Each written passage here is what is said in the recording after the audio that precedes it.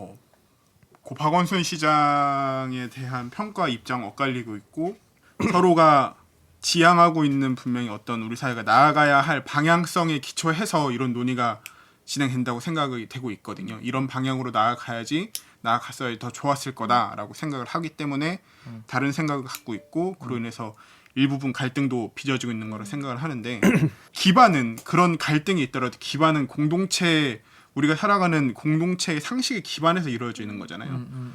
가까운 인간이 너무 심한 이렇게 욕. 무슨 그 당시 뭐 종편 뉴스에도 출연했어요. 막 머리 참- 이렇게 넘어가죠. 그죠. 그래서 막 굉장히 그 특종 기자처럼 그렇죠, 맞아.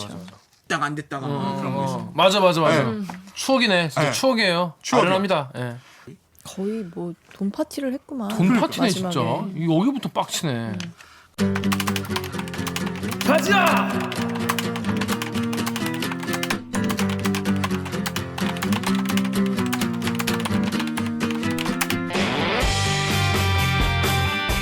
듣다 보면 빡이 치고 보다 보면 목이 막히는 사이다를 본격 고구마 섭취 방송 댓글 읽어주는 기자들.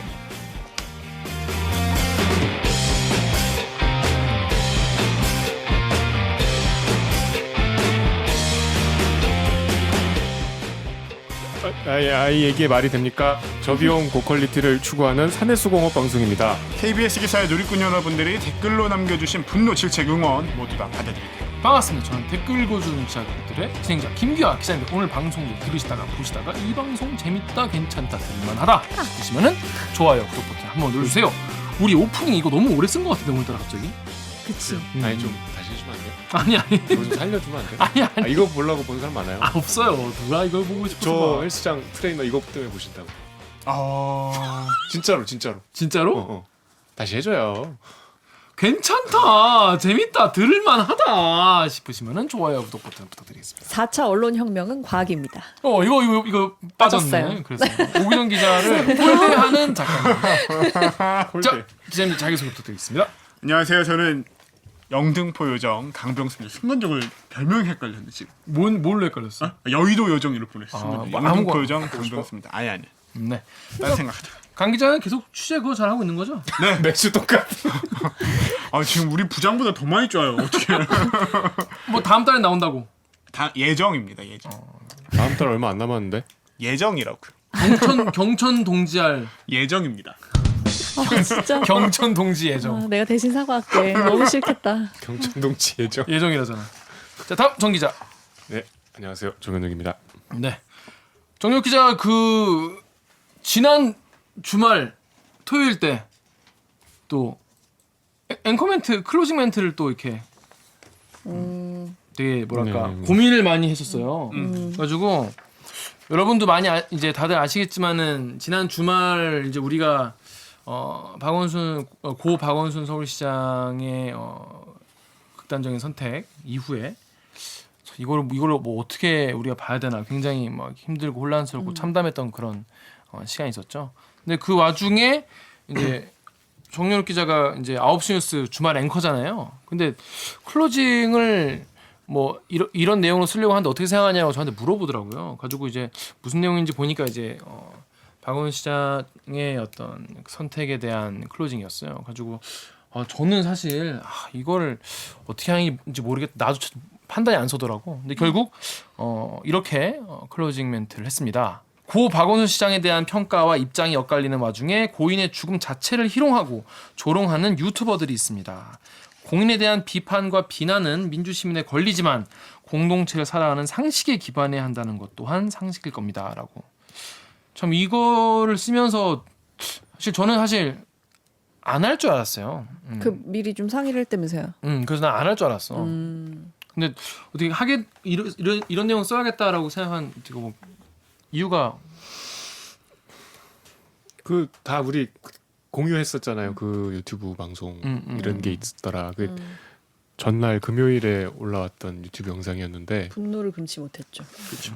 분노 이전에 믿기지 않은 어떻게 이러지? 그리고 더 믿고 싶지 않은 거는 10,000명이 넘는 실시간 접속자가 있었더라고요. 이런 것들을 그렇게 많은 분들이 보고 좋아하시고 조회수 자체도 엄청 많았어요. 그런 걸 보고 이제 기사도 많이 나왔죠. 그날. 이미 뭐 이런 그 폐륜 행위에 대해서는 저 팩트 체크 팀에 있으면서 들어가 있던 그 아직 안 나왔. 보수라고 말하기도 좀 부끄러운데 아무튼 그 단톡방이 있어요. 근데 거기에 이미 이제 박원순 시장 그 사망설이 그러니까 설이 돌 때부터 그때부터 이미 뭐 드디어라는 표현까지 써가면서 난리도 아니었죠. 반기는 분위기군요. 거기는. 이걸 쓰면서 무슨 생각을 좀 했나요? 원래 토요일은 그 앵커 초대석이 있어서 출연 코너가 있기 때문에 클로징을 할 시간이 없어요. 근데 이 동영상을 그래서 일단 뭐 클로징을 쓰네 마네 하기 전에 한번 직접 봤거든요. 조금 봤는데, 그러니까 그 캡처 화면을 보면 어쨌든 셋 다 이렇게 검은 옷을 차려 입었더라고. 그래서 뭐 우리가 얘기하다 보면 심각한 얘기하다 보면 웃을 수도 있고, 헛웃음이 날 수도 있죠. 네. 이거는 내가 생각한 게 아니겠지, 아닐 수도 있겠다 하고 봤는데 지금 뭐 김 기자 말씀하신 못 보겠더라고. 윤학계라 그러죠. 유튜브가 나온 게 그러니까 그들은 그럴 수 있다 치지만 이게 막 댓글과 또 막 10,000명이 넘는 접속자들을 보면 이게 대한민국 사회가 이게 촛불 이후에 응축된 그 증오와 그 여러 가지 그 진영 간의 대립, 이 감정이 뭐 지난 총선도 있었지만 너무 극단적으로 일그러진 것 같아. 그 저희가 싫어하고 혐오하는 정치인이 있을 수 있는데 그렇다고 그 사람이 만약에 생명을 던졌을 때 그걸 조롱하나요? 그 정도까지는 안 하죠. 우리가 아무리 싫어해도? 그죠. 하면 안 되죠. 근데 그걸 방송을 하고 낄낄거리고 그걸로 돈을 벌잖아요. 그걸 보고 돈도 댓글을 달고 쏘고 그 실시간 접속을 했다는 건 그걸 같이 참여를 했다는 거죠. 그 참 믿기지 않. 지금도 어떻게 그러죠? 뭐 그래서 그 얘기 안 할 수가 없을 것 같아서. 뭐 고 박원순 시장에 대한 평가 입장 엇갈리고 있고 이에 대한 서로 간의 생각도 굉장히 다르다는 거는 지금 이제 일어나고 있는 어떤 일련의 상황으로 시청자분들도 많이 인식을 하고 계실 텐데요.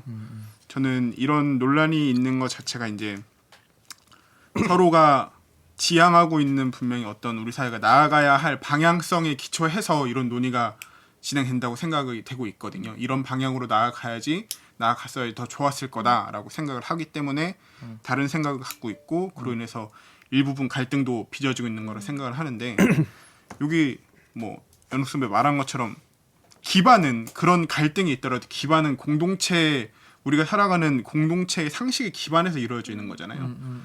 저는 진짜 이런 행동은 모든 걸 퇴보시키는 거라고 생각을 해요. 그냥 단순히 이 순간에 이 사람들이 어떤 자기들의 즐거움을 위해서 혹은 다른 사람 이 일로 인해서 뭐 마음 아파할 사람들에 대한 조롱 이거를 하기 위해서 하는 그 하나의 행동이 아니라 이런 게 다 기록으로 남고 이게 우리 사회의 그냥 격을 여기에 어떤 사람들이 동조해서 또다시 이게 어떤 막 이상하게 재생산되고 하는 게 어렵게 조금씩 쌓아오는 공동체 발전을 저는 한 번에 다 퇴보시키는 행동이라 생각이 들거든요. 그러니까 맞아요. 그러니까 강병수 기자 얘기를 약간 첨언을 하자면 다시 한번 말하자면은 그러니까 이런 거잖아요.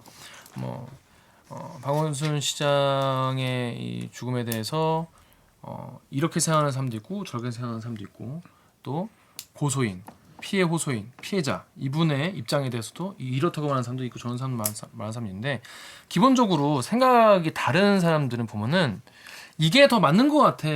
이걸 이렇게 해석하는 게 더 나은 세상을 위해서 맞는 길이야. 난 이게 옳다고 생각해. 라는 생각의 다름. 그렇죠. 경중, 내가 생각하는 경중의 차이. 이런 데서 오는 경우가 많은데 이런 수준은 이거는 이게 저는 세상에 마귀나 악마가 있다면 이런 모습이지. 이게 어떻게 더 나은 세상을 만들기 위한 모습일까? 저는 정말 끔찍했어요. 그래서 우리가 적어도 그래서 네이버에 이런 댓글 있는데 네이버에 631M님이 고인 조롱도 안 되고 피해자 조롱도 당연히 하면 안 되지. 상식선만 지키면 되는데 꼭 선 넘는 애들이 있다고 하는데 이게 딱 이분들에 대한 이야기인 것 같아요. 그러니까 그 금도가 사람마다 다르고 사안에 따라 다르겠지만 사안에 따라 다를 수 없는 금도는 어쨌든 생명이잖아요. 죽음을 조롱하면 안 되잖아. 김 기자 말대로 더 나은 세상에 대한 견해가 다를 수 있는데 네가 죽었으면 좋겠어 이러는 거는 이거는 어느 상황에서도 이해할 수 없는 악마의 태도죠. 근데 그 수많은 사람이 거기에 동참했다? 좀 우리 사회가 좀 이상해지는 것 같아. 근데 근데 그런 생각 하다가도 우리 사회뿐이 아니라 다른 사회도 뭐 어느 사회나 그런 분들은 계시고 한데 웃긴 게 여기 기사에도 있지만 고 박원순 조롱 가세현 유튜브 채널 삭제 가능할까라는 기사인데 고 박원순 서울시장의 죽음을 조롱하는 유튜브 방송을 내보냈다는 비판을 받고 있는 유튜브 슈퍼챗 수입 전 세계 1위 채널 가로세로 연구소에 대해서 구글이 가이드라인 위반에 따른 채널 삭제 결정을 내릴지 주목된다라는 게 있는데 여기가 가로세로 연구소가 슈퍼챗이라고 이제 아프리카 별풍선 같이 이렇게 막 구독하는 보는 사람들이 돈을 쏘는 게 있습니다. 네. 수입 전 세계 1위예요. 그러니까 그건 좀 우리나라가 이 분야에서는 짱짱이라는 거죠. 그래서 이거는 좀 그래서 이거에 대해서 좀 문제가 좀 심각하다 싶어서 주말 9시 뉴스 클로징에서 다룬 게 아닌가 그런 생각이 드네요. 또 반대급부로 피해자에 대해서도 어떤 형태로든 가해지는 2차 가해는 사실 강병수 기자님 말씀하신 것처럼 이 논의에서 전혀 사회가 나가는 데 도움이 되지 않고 맞아요. 이 사안에서 있어서는 안 될 일이라고 생각을 해서 그러니까 이 댓글이 맞는 거죠. 어떤 것 그 두 가지 다 하면 안 되는 일이고 우리는 네. 그 상식선을 지키면서 이제 맞아요. 도움이 되는 쪽으로 논의를 해야 되는 것 같아요. 그렇습니다.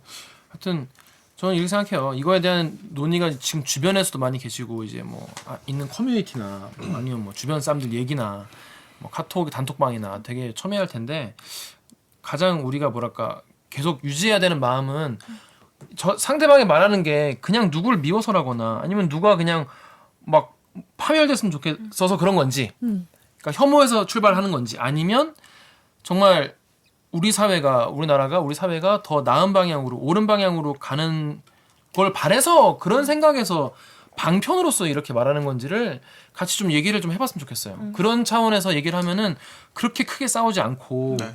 얘기를 할 수 있지 않을까 좀 그런 생각이 듭니다. 근데 이 과정에서 이제 싸움을 또 붙이는 게 언론들이라서 참 그런 끔찍한 모습도 많이 봤는데 저희도 이거 앞으로 좀 더 지켜보면서 이 사회에 대해서 좀 더 나은 방향으로 정리될 수 있도록. 아무리 조중동도 박원순 잘 죽었대 이렇게 쓸 리가 있겠어요? 그 자기 이 정도 안 하니까 다 당연하죠. 이거는 네. 언론이 아닌데 그쵸. 요새 언론 이상의 영향력을 갖고 있잖아요. 그렇죠. 언론 이상이 이 현상이 너무 좀 무섭고 참담한. 무섭고 참담한데 현실로 받아들여야 되는 것 같아요 이제는. 그러니까 이런 데는 자기 극렬 그 구독자를 끌어모으기 위해서 그 극렬 구독자들의 잘못된 증오를 계속 부추기잖아. 왜 거기 찾아갔어? 가면은 막 가면서 우리 가벼운 차림으로 왔는데 죽으러 되게 많이 걸어갔네요. 이거 우리 구두 신고 있는 막 이런 얘기해요. 말 듣는 것도 짱. 참. 그러니까 자기네들 촬영하러 지금 복장이 아닌데 왜 이렇게 죽으러 먼 거리를 걸었냐 막 이렇게 막 투덜거려요. 그거 어떻게 그런 짓을 하죠? 그렇습니다. 그게 뭐 누가 죽었든 그러면 안 되잖아요. 그렇죠. 사람이 정말 최소한 해야 될 게 있고 하면 안 되는 게 있는데 그런 것들을 시원시원하게 넣으면서 유튜브가 나온 괴물의 진짜 모습을 여러분 목도하고 계시고요. 그래서 그 말씀드린 대로 우리 사회가 좀 더 나은 방향으로 갈 수 있도록 저희도 계속 지켜보고 고민해 보겠습니다. 자, 그럼 저희는 로고 듣고 1부 코너 무튼 뉴스 브리핑으로 돌아오겠습니다. 나는 기레기가 싫어요. 지금 여러분은 본격 KBS 소통 방송 댓글 읽어주는 기자들을 듣고 계십니다. 오늘 방송도 기대된다 좋아요 버튼을 대들기와 쭉 함께하고 싶다면 구독 버튼을 잊지 말고 한 번만 꼭 눌러주세요. 정말 저는 이번에 느낀 게 뭐냐면 우리나라는 정말 이래저래 다른 나라도 이런 거 모르겠어요. 원래 정의연이라는 게 있어. 정의연 그 이슈가 있었잖아요. 그거 좀 아무도 관심 없잖아. 윤미향 의원 이름도 윤미향 의원 가물가물하죠. 그렇게 막 윤미향이 죽어야 될 것 같이 말하는 사람들 다 어디 갔냐 지금 없죠. 지금 삼성 그 재판 수사심의위원회 아무도 뭐 얘기도 안 하죠. 정경심 교수. 정영식 교수 그 무죄인데 아무도 뭐 기사 안 쓰죠. 무죄는 아니고. 그러니까 관련 사모펀드 재판이 그리고 뭐야 그 윤석열도 지금 아무도 얘기 안 하죠. 지금 뭐야 또 그 검언유착 채널A 한동훈 검사 그것도 아무 기사 안 나오죠.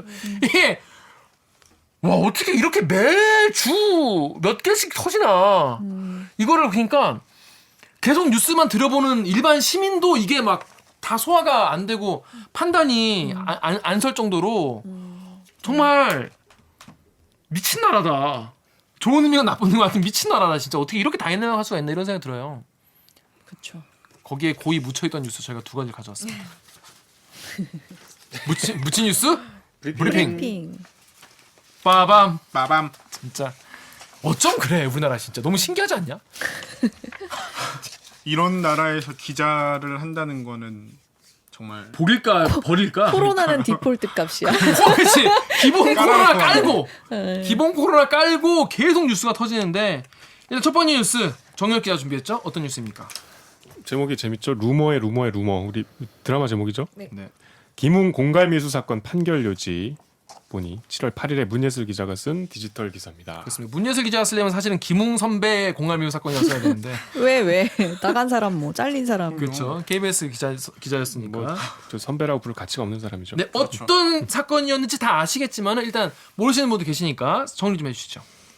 2017년 4월 16일이니까 세월호 참사로부터 3년 뒤에 네. 그날 손석희 JTBC 사장이 과천의 어떤 교회 앞에서 뭐 후진을 하다가 정차 중인 견인차를 이제 들이받았는데 그냥 가셨나 봐요. 네. 그래서 이제 견인차 조각을 쫓아가서 다음 날 뭐 합의금 150만 원을 주고 끝난 건데 네.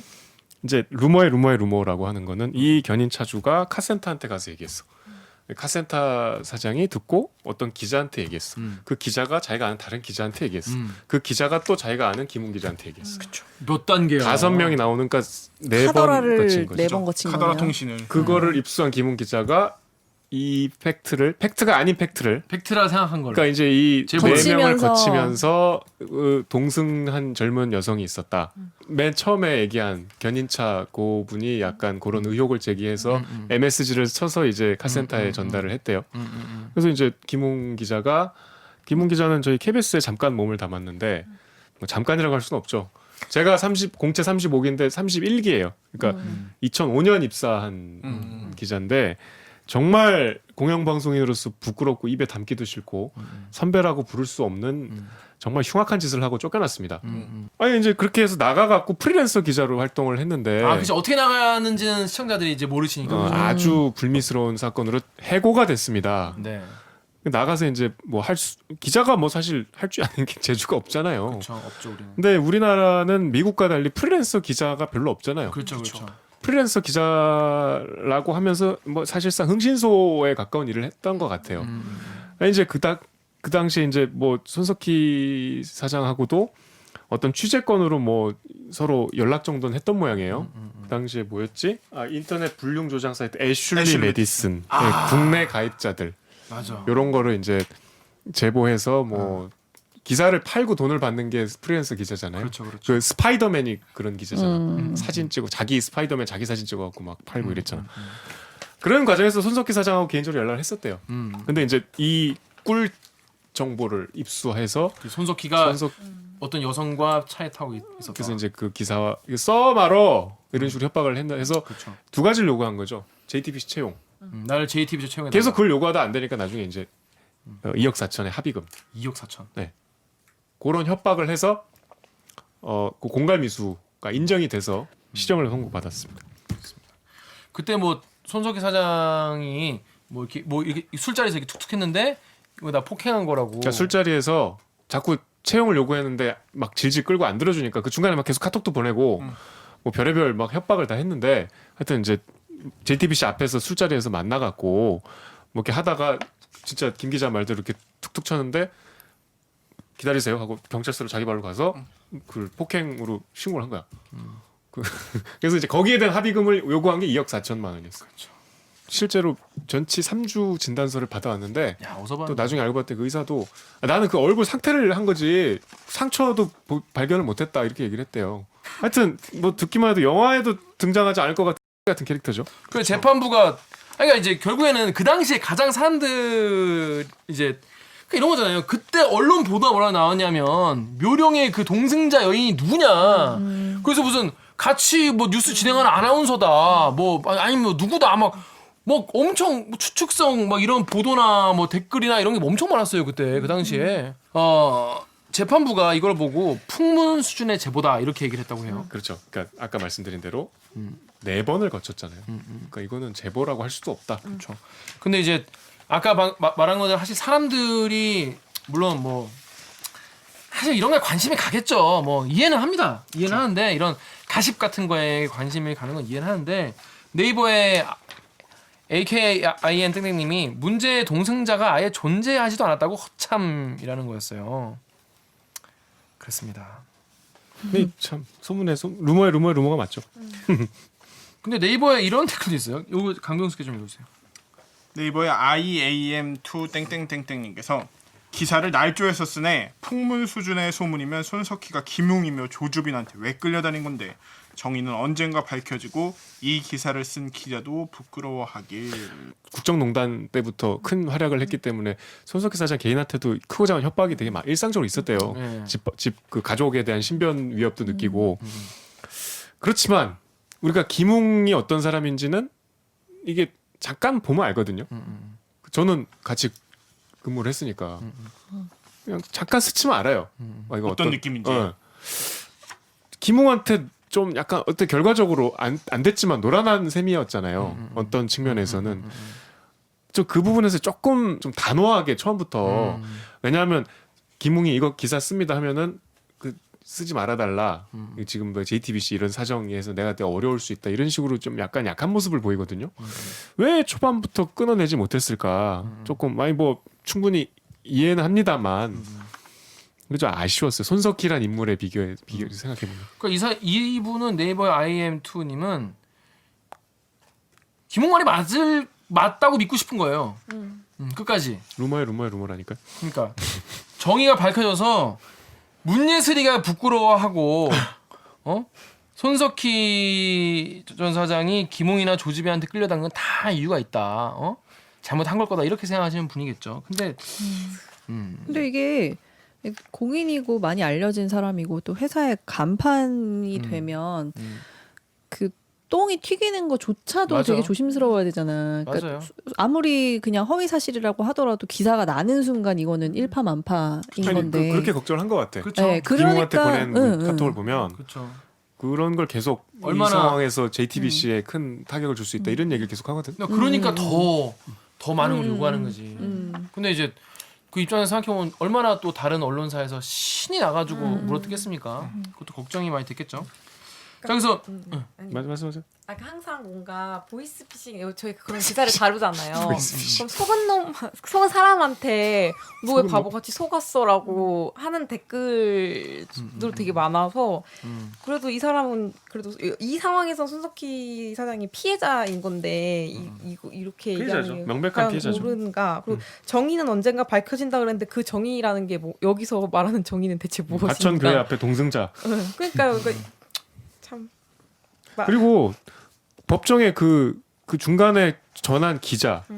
그러면 증인으로 출석을 해서 얘기하면 될 거 아니야. 불렀는데 안 왔어요. 그러니까 이거는 신빙성이 없다는 걸 스스로 자인한 셈이죠. 동승자가 있든 말든 무엇이 중요한데 이게 중요해요. 그렇게 중요한 문제 동승자 중요하지 있는 않지만 게 없었다는 거지. 동승자가 있으면 뭐 달라져요? 난 진짜 너무 좀 정의. 황당해. 달라질 수도 있죠. 뭐가 달라져요? 있으면 뭐. 이게 뭐 간통? 뭐 그런 걸로 엮고 싶은 거겠지. 저쪽에서는. 동승자가 있다는 이유가 다른 뭐 젊은 여자다 예를 들어서 그런 식으로 상상의 나를 펼치고 싶은 거죠. 제 옆자리에 탄 적 있어요, 없어요? 있죠. 동승자. 이상한 또 야밤에 야밤에. 탄 적 있잖아. 있죠. 네. 술 처먹고. 그래가지고. 그럴 수 있죠. 잘했다는 게 아니라 뭐 하나도 이상해 잘못한 보이지 건 아니지 뭐.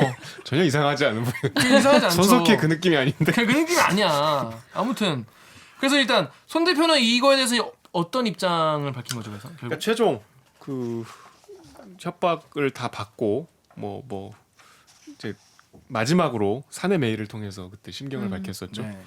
그래서 얼굴 알려진 사람은 많은 것이 조심스러운데 이 방어할 수 없는 상태에서 왜곡돼 알려지는 경우가 제일 그렇다. 바로 지금과 같은 상황, 악의적 왜곡과 일방적 주장이 넘쳐나는 상황이 증명해주고 있습니다. 그러니까 아까 옥 기자가 얘기한 그런 상황을 계속 걱정했던 것 같아요. 자, 그래서 1심 선고가 나왔죠. 징역 6개월. 법정 구속됐어요. 네. 근데 이렇게 협박을 계속 했는데 6개월이면 뭐 그닥 뭐 예? 형량이 너무 가볍다 이런 얘기가 있어요. 자, 우리 박은진 작가님이 여기 뉴스 홈페이지에 있는 댓글 두 개 읽어주세요. KBS 뉴스 홈페이지에 KJCHL님이요. 너무 가볍다. 손석희와 부인을 비롯한 가족 동승 의심받은 사내 여직원들이 난데없는 곤욕을 치른 사실 감안하면 저런 인간은 다시는 사회생활을 할 수 없게 해야 한다라고 하셨고요. 외톨이 참새님이 한 사람 인생을 쓰레기로 만들려다 미수에 그친 사건을 겨우 징역 6개월 장난치냐? 그러니까 사람들이 법을 개떡같이 여기는 거야라고 하셨습니다. 네, 그렇습니다. 결과적으로 이미지가 완전히 실추됐죠. 그땐 그랬죠. JTBC 브랜드 가치도 상당히 그렇죠. 사실은 떨어지고. 손해배상 청구를 해야 돼. 이걸 민사. 아니 그 참 제일 저는 화가 나는 건 김웅 같은 진짜 이건 뭐 그냥 방송에 내도 되는 이 정말 진짜 그냥 가까운 인간이 맞아요. 너무 심한 이렇게 욕. 무슨 그 당시 뭐 종편 뉴스에도 출연했어요. 막 머리 첸- 이렇게 넘어가지고 맞아요. 그죠. 그래서 막 굉장히 그 특종 기자처럼 그쵸, 맞아. 이 막 손석희 같은 진짜 국내 언론의 톱스타가 이렇게 질질 끌려다니고 아, 너무 화가 나. 그게 이런 거물 대접을 받는 게 막 무슨 서부지법 출석하는데 사진 찍고 이런 사진을 왜 찍어? 하여튼 저는 그 상황이 제일 그 방금 말한 대로 언론에서 언론에서 그냥 김웅 기자가 한 얘기를 따로 검증 안 하고 그냥 불러가지고 앉혀서 그냥 막 틀어댄 거예요. 그리고 봐서 기사도 계속 쓰고 묘령의 여인 누구냐. 여기 네이버 댓글 우리 오기정 기자 읽어주세요. 네이버에서요. 디바 땡땡님이 공갈미수 김웅의 법정 구속 만천하에 드러난 언론의 선정성 저급했던 건 김웅 기자만이 아니었다. 종편 등 적지 않은 매체들은 물론 보수 유튜버들이 김웅의 충실한 스피커 역할을 자임했다. 선정적이고 검증되지 않은 의혹 보도와 진실 공방이 이어졌다. 김 기자의 1심 판결 이후 김 기자? 김웅을 얘기하는 건가요? 그렇죠. 김웅의 1심 판결 이후 이런 과거 보도를 반성하는 언론이 나올 가능성은 전무하다. 네, 다음 것도. LINY님이 김웅의 주장을 검증 없이 앵무새처럼 보도한 기레기들은 이번에도 그냥 지나가겠죠. 지나가겠죠? 우리는 했나 근데? 우리도 했죠. 보도는. 우린 뭐라고 했지? 한번 찾아봅시다. 그냥 이렇게 주장했습니다라는 뭐 인용 보도 있잖아. 인용 보도 이렇게 말했습니다. 주장했습니다. 이런 거 사실 책임을 조금 피해가는 거잖아요. 이쪽이 이렇게 따옴표, 이른바 따옴표 저널리즘이라고 하는 건데, 근데 참 김웅 같은 예를 들어서 무슨 뭐 공무원 무슨 국장이 뭐 발표할 때 이렇게 말했다는 거는 그거면은 뭔가 인용 보도를 할 수 있을 것 같은데 이 인용 보도를 할 때도 좀 이 상대가 어떤 사람인지 좀 보고 해야 되지 않나 그런 생각이 드네요. 근데 사실 이렇게 주장을 해서 막 난리가 나. 응? 그러면 보도 안 할 수 있나 근데 그거를? 김홍이 이렇게 주장했다는 말도 보도하면 안 되나? 그게 이제 일이 진행되는 순간에 항상 좀 언론이 부딪히는 문제인 건데 그러니까 이게 당연히 진짜일 수도 있잖아. 그런 기자들도 나름으로는 어떤 김웅의 말의 신빙성을 취재해 보려고 했죠. 근데 이게 거짓말이어서 이게 실체가 없어서 확인이 안 된 거가 지금에서는 그렇지만 그치. 그 당시 상황에서는 가지고 있는 정보값으로 이게 그렇지. 계속 이 사람 말에 안 끌려- 끌려다니기가 쉽지 않은 상황이 맞아. 종종 연출돼요. 이게 참 항상 보면서 근데 화제성은 너무 높고 그렇지. 아 근데 이거는 가십이잖아요. 그러니까 그게 항상 좀 어려운 거죠. 근데 그때 제 기억에 이랬었어요. 오늘 뭐 손석희 그러니까 그때 어땠냐면 손석희 당시 앵커가 이제 방송 시작할 때 이제 자기에 관련된 소문은 뭐 사실 아닙니다 이렇게 하고 넘어갔잖아요. 기억나죠? 그때 뭐 이런 거 터진대요. 뭐 손석희 뭐 이런 거 터진대요라고 했을 맞아요. 때 누가 이걸 제기했냐라고 하길래 그 선배 기자가 저한테 물어봤어요. 그 당시 팀장이 김웅 기자라는 사람이 있던데요. 했더니 아 그래? 야 그럼 신경 안 써도 돼라고 했었어. 나 기억이다. 그때 팀장이 다른 그러니까 언론사들이 그럴 수가 없는 거잖아. 이게 어떤 사람인지 평판이 어떤지. 그러니까 여기 말씀대로 검증 없이 앵무새처럼 처음에는 보도할 수밖에 없지 않나 이런 생각이 들어요. 처음에는. 그래도 참 매번 인용했다고 면피가 되진 않죠. 그렇죠. 내가 따옴표 썼으니까 이거는 내 말이 아니요. 이거는 얘기 안 되죠. 그럼 어떻게 하는 게 맞는 거지? 나중에 밝혀지면 사과를 하는 게 맞는 건가? 그런 거 아니면 딱 그런 얘기 나왔을 때 그거를 보도를 안 하고 그때부터 심층 취재를 해가지고 검증되면 그때 보도해야 되나? 그럼 시간이 며칠이 더 지나는데? 보통 이럴 때 이제 그냥 비겁하게 하려면 이런 논란이 있었다. 김웅 그러니까 주장, 사실 손석희 그게 이제 주장. 거의 따옴표 저널리즘 이렇게 하는데 이거는 그 깜도 안 되는 건 같아요. 워낙 뉴스가 가십이라서 옐로우라서 그랬죠 사실. 우리는 초반에는 안 했고 경찰에서 그 저기 소환조사하고 소환조사 할 때 그때 했네요. 경찰 소환 조사면 그때부터는 또 공식적인 일정이니까. 조국 전 장관이 최근에 페이스북에 자기 그 상상인 정정보도 왜 안 해주냐? 그 상상인 저축은행과 네, 맞죠. 조국 펀드 그러니까 뭐 조범동 씨한테 돈을 빌려줬다는 이유로 불법 대출에 관여하고 이렇게 기사를 썼던 모든 언론사가 정정 보도를 내달라고 했잖아요. 똑같은 비중으로. 너무나 타당한 요구죠, 사실. 그때 사실 많은 언론은 그냥 그렇게 했을 거야. 인용 검찰 조사 결과 이렇게 해서 다른 언론이나 흘러나오는 이야기들. 그게 그런 피해자가 존재하는데 나는 그냥 흘러 들어간 이야기를 따옴표 쳐서 했다고 면피가 되는 건 아니잖아요. 그렇게 보면 안 되지. 이제는 언론 소비자들이 그걸 용납하지 않는 시대인데.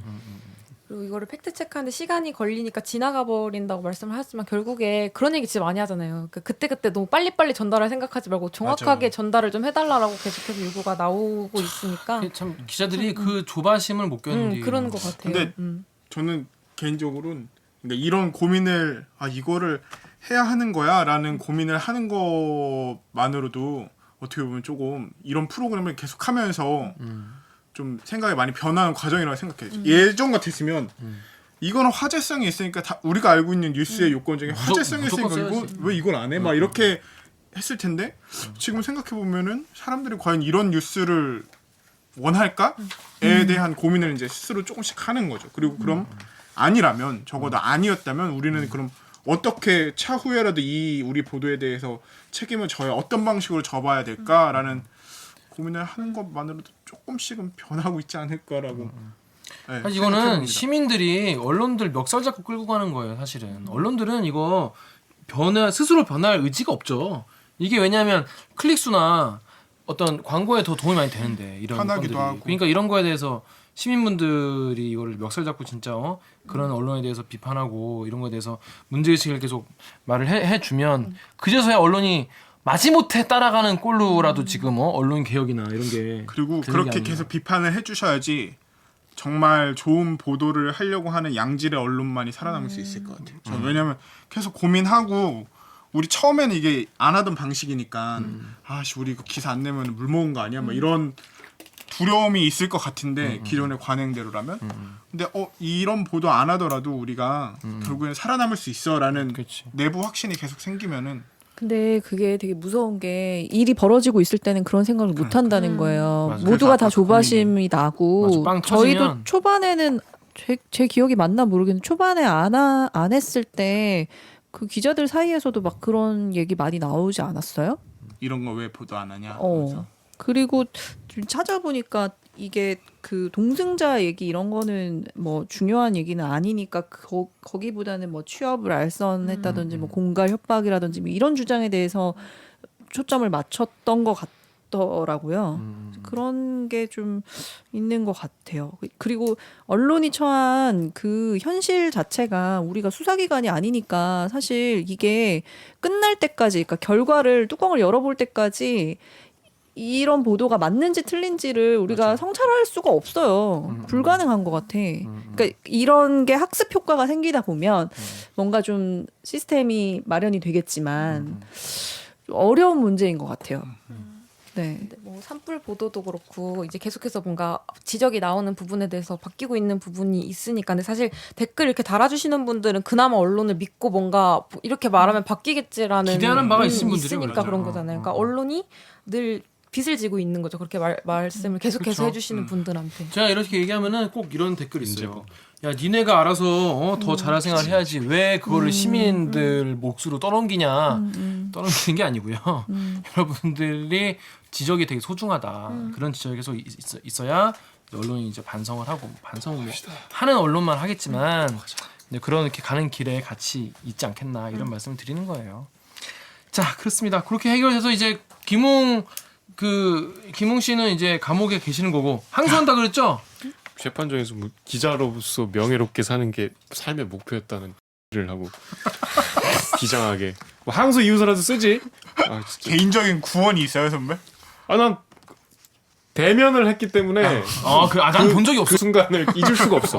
나는 본 적이 그리고 없어. 그 나간 과정을 보면 진짜 그렇습니다. 이제 뭐 항소를 하겠다는데 뭐 어떻게 좀 정말 지켜보기도 싫네요. 쭉.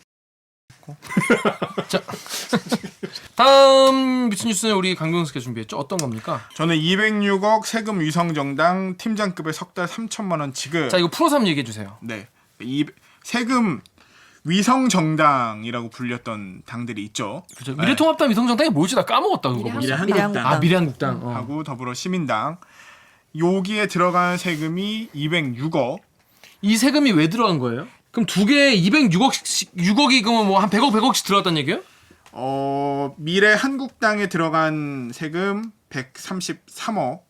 그리고 그다음에 더불어시민당에 들어간 세금 73억 정도 해가지고 두 개 합쳐서 206억 정도 됩니다. 정당이 국가로부터 받는 돈이 세 개가 있어요. 그러니까 정당이 뭐 유지를 해야 할 거 아니에요. 그렇죠. 사무실도 있어야 되고 네. 당시자를 월급도 줘야 되고. 근데 그 돈을 뭐 거기 있는 사람들이 뭐 누구한테 월급 받는 게 아니기 때문에. 공적인 일을 하는 거니까 이제 세 개가 국가로부터 받는 돈이 있는데 경상 나도 몰랐네, 보조금, 이거. 그다음에 선거 보조금, 선거 보전 비용 이렇게 세 개를 일단 나눠서 생각하시면 돼요. 근데 네.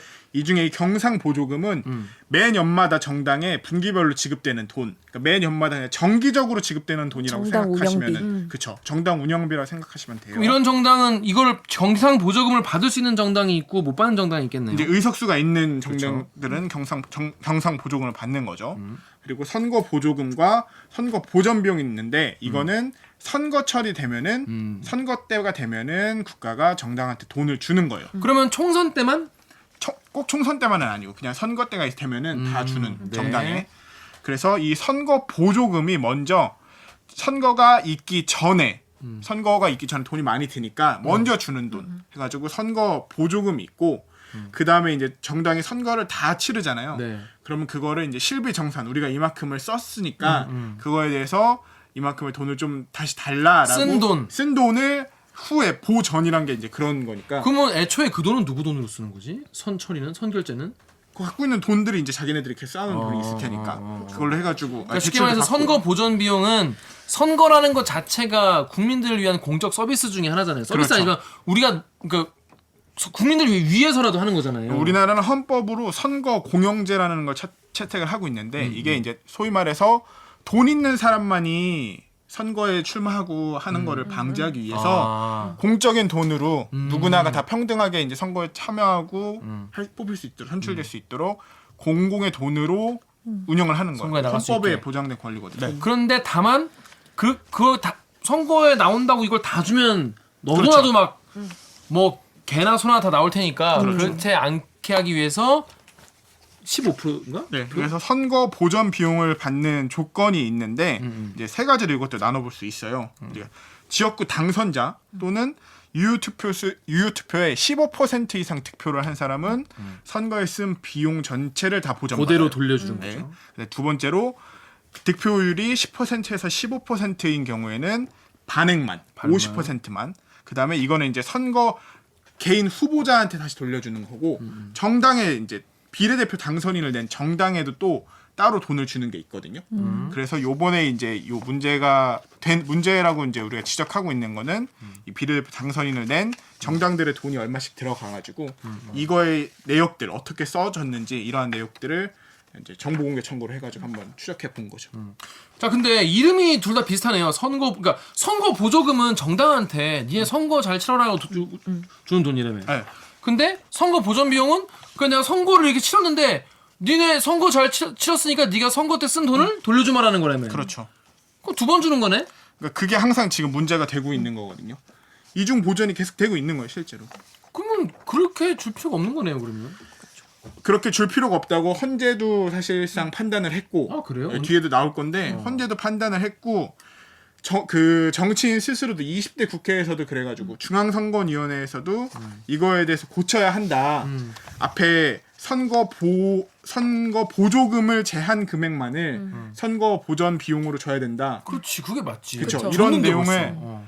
권고안을 냈고 그래서 실제로 20대 국회에서 이런 내용을 담은 법안이 발의되긴 했지만 언제나처럼 국회에다가 국회의원들은 자기 목에 방울 다 고양이 그렇죠. 목에 방울 국회의원들은 이런 법 통과시키기 싫지. 그렇죠. 돈이 근데 이게 돈이 아까 말한 대로 미래한국당은 133억, 더불어시민당은 73억. 그러니까 KBS 뉴스 홈페이지에 사구하로님이 독인 개긴이네라고 하고 싶은데 참 금액 차이가 엄청나네요. 미래한국당은 133억인데 더불어시민당은 절반밖에 안 되네요라고 해요.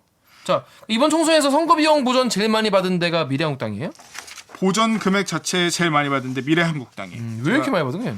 이제 이게 총액에서 차이가 많이 나는 건데 이거는 이제 선거 보조금에서 차이가 많이 나기 때문이거든요. 앞에 먼저 주는 앞에 거? 먼저 주는. 왜 그런 거예요? 근데 요거에서부터 이제 조금씩 꼼수가 나기 시작해요. 이게 조금 시간을 돌려가지고 2020년 3월 29일로 가면은 이때 그 미래통합당 현역 의원 3명이 미래한국당으로 이적하면서 미래한국당이라 소속에 된 의원이 20명이 돼요. 20명이 되면 이제 국회에서 원내 그쵸, 교섭단체가 되는 거잖아요. 그럼 이 원내 교섭단체 지위를 얻으면은 돈을 훨씬 많이 더 줘요. 그래서 이 제도를 악용해가지고 얘네가 교섭단체 지위를 이용해서 쪼개기네, 쪼개기. 55억의 돈을 더 얻어가지고 그걸 이용한 거죠. 그러니까 원래 이중과세 논란, 이중 지원 논란이 있었는데 위성 정당들이 생기면서 더 꼼수가 더 심해지고. 더 심해서 더 많이 들어가는 거죠. 그럴싸하네. 마찬가지로 근데 이게 뭐 미래한국당만 이런 게 아니라 네. 이제 더불어시민당 같은 경우도 2020년 5월 15일이거든요. 근데 이때가 2분기 보조금 지급 기준일이에요. 아까 말한 그 경상 보조금 있잖아요. 정기적으로 준다는 거. 근데 이 더불어시민당이 자기네 당명으로 요거까지는 받고 18일 날 이제 더불어민주당하고 이제 합당을 하게 된 거죠. 그러니까 돈은 따로 챙길 수 있는 최대한 땡기고 그 후에 땡긴다는 말이 땡기고 그 후에 합당을 하게 된 거예요.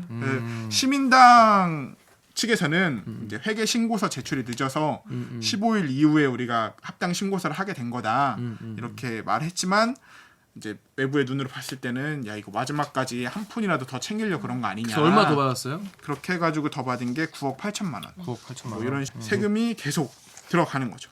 근데 더 화가 나는 건 이제 돈이 막 들어오다 보니까 주인 없는 분들이 계속 생겨서 이 돈들을 소위 말해서 이제 쉽게 쓰는 경향이 나타내는 거예요. 실제로 요 미래한국당 아까 그 미래통합당의 위성정당인 미래한국당 같은 경우가 공천관리위원회가 있었잖아요. 막 한성교 맞아, 맞아. 전 의원 막 난리치고 막 그치, 맞아, 맞아. 그때 황교안 개왕신. 그걔 막 밀려난다 막 싸우고 자기들끼리 막 난리도 아니었었잖아요. 민경욱 됐다가 안 됐다가 막 그런 거 있어. 맞아.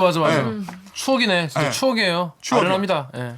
근데 그 당시에 10번 남짓 1차 위원회에서 10번 남짓 회의를 했는데 1차 공관위원장인 공병호 위원장 같은 1차 경우는 공천관리위원회 그쵸, 위원장인 위원장이었던 공병호 위원장. 같은 경우는 1,000만 원. 그 난리 천 값으로 1,000만 원. 한 달도 채 되지 않는 기간 동안에 받은 돈이 1,000만 원 받았고 뭐 또 후에 있었던 2차 공관위 같은 경우는 회의를 딱 3번 했거든요. 근데 이 회의 딱 3번 해서 받은 돈이 공관위 그 당시 2차 공관위원장인 백유왕 공관위원장 같은 경우는 500만 원. 다른 6명 의원 같은 경우는 300만 원. 그러니까 돈이 그냥 한번 회의 참여할 때마다 와, 몇백만 원씩 공병호 위원장 개꿀이네. 똥돈으로. 한 달에 1,000만 원 받는 거네. 그래서 이거 보면은 막 이제 어떻게 된 건지 기자들이 질의를 하잖아요. 한성규 의원한테 전 의원한테도 질의하고 했을 거 아니에요. 그럼 한성규 전 의원이 딴 변명이라고 하는 말이야. 아 이거 내가 결제 안 했는데 X 늘었다고. 어떻게 된 건지 나는 모르겠다. 이런 식으로 그냥 돈이 그냥 날아가는 거예요. 이게 다 세금이거든요. 그러니까 돈이 뭐 내가 이렇게 주라고 하지도 않았는데 왜 이렇게 많이 줬는지 나는 모르겠다. 이런 식으로. 게 문제인 거 아니에요? 그렇죠. 위성정당의 현 주소죠. 조은현 의원 같은 경우도 보면은 조은현 의원 전 의원 같은 경우가 1, 2차의 공관위원 다 여기만 대가로 돈 받은 돈만 1,400만 원이거든요. 그냥 그 공천관리위원회에 참여했다는 이유만으로 아무것도 하지 않고 거의. 뭐 돈 파티를 했구만. 돈 파티네 마지막에. 진짜. 이거 여기부터 빡치네. 그래가지고 이거 보면은 KBS와의 통화에서 왜 이렇게 돈 많이 주냐. 이거 너무 막 야 쓰는 의원들 거, 개꿀인데. 펑펑 쓰는 거 아니냐 하니까 변명이라고 한 말이 그래도 이 사람들한테 이 정도는 돼야 하지 않느냐고 해서 이 정도 돈이 집행된 것 같다. 이런 말하고 조은현 전 의원이 그것도 내 맘대로 한 거 아니다. 한성규 대표가 더 잘할 거다라고 또 바톤 넘기고. 그냥 바둑이나 두시지. 그랬더니 한성규 의원은 나도 잘 모르겠다. 나도 잘 모르겠다. 거기서 주는 걸 어떡하냐 뭐 이런 누가 X 논리구나. 돌렸는지 와 모르겠다. 이런. 정말 거의 뭐 여러분의 선거철에 아주 뭐 돈 파티를 했네요. 야 이거 여러분 이거 아셨습니까? 전 이거 기사를 솔직히 전 이거 기사를 보다 말았어요. 그냥 좀 복잡해서. 응. 이게 이런 일이 있어. 그리고 마찬가지로 이게 이제 회계 처리가 주인 없는 돈 또 급조된 정당 그리고 단기간에 많은 선거 자금을 써야 되고 하니까 회계 처리가 잘 안 되는 문제점도 나타나거든요. 이게 그 이제 더불어민주당 쪽의 위성 정당인 더불어시민당 쪽에서 나타나는 문제였었는데 여기 보면은 뭐 우희종 당시 더불어시민당 공동대표 같은 경우가 나는 이제 당에서 뭐 받은 돈이 하나도 없다 이렇게 했었는데 회계 내역을 우리가 좀 살펴봤더니 700만 원이 자문료로 지급됐다고 돼 있는 거예요. 그래서 그 어떻게 된 거냐라고 했더니 이제 더불어시민당 당시 관계자가 밝히기로는 아마 처음에 당을 그 이제 만드는 과정에서 뭐 우희종 당시 대표나 아니면 최백은 그 당시 전 대표가 자기 사비 쓴 걸 우리가 보전해 준 것 같다라고 입장을 밝히긴 했는데 이게 명확히 돈이 어떻게 쓰이는지도 당 내부에서도 자기들이 정리가 안 되는 거예요. 그 자문료라고 일단 올렸다가 이렇게 언론이 이거 뭐야 이거 이상하잖아 논리에 말 안 맞잖아 니네가 말한 거 맞지 않잖아 하면은 그때서 이제 슬그머니 항목을 바꾸고 뭐 이런 식으로 돈이 막 쓰는 경우가 너무 많았던 거죠. 그러네요. 아까 회계 저희 그냥 동아리 같은 거 해도 돈 어떻게 썼냐 했는데 아마 거기에 쓰인 것 같아라고 하면은 문제가 되는데 세금이 이렇게 동아리. 쓰였는데 회계하는 사람이 아마 이렇게 써였던 것 같다라고 하면은 이거는 되게 그것도 공적인 정당이 그렇죠. 그러니까 한 자리라도 더 얻으려고 그때 생각해 보면 모든 걸 다 급조해가지고 그래서 가장 많은 댓글 이런 거였어요. 네이버 댓글 우리 정렬 기자 읽어주세요. 8페이지. 네이버의 CWMA 땡땡땡님이 국고에 돈이 없었던 게 아니라 도둑놈들이 너무 많았던 거구나. 이거 이제 허경영 대표의 그 유명한 말이죠. DAF 땡땡땡님이 지들 이익되는 법은 빛의 속도로 통과지 법안이 있었는지도 모를 만큼 그리고 절대 안 없앰. 그렇습니다. 이거 트위터의 에스텔님은 선거비 보전이랑 선거 보조금 이중 지원 방지에 대해서 13년에 선관위에서 의견 냈고 헌재도 의견 내고 심지어 지난 정개특위에도 얘기가 나왔는데 제대로 얘기 안 됐다고 하면 얘기하겠냐? 쟤네 돈 버는 일인데? 라고.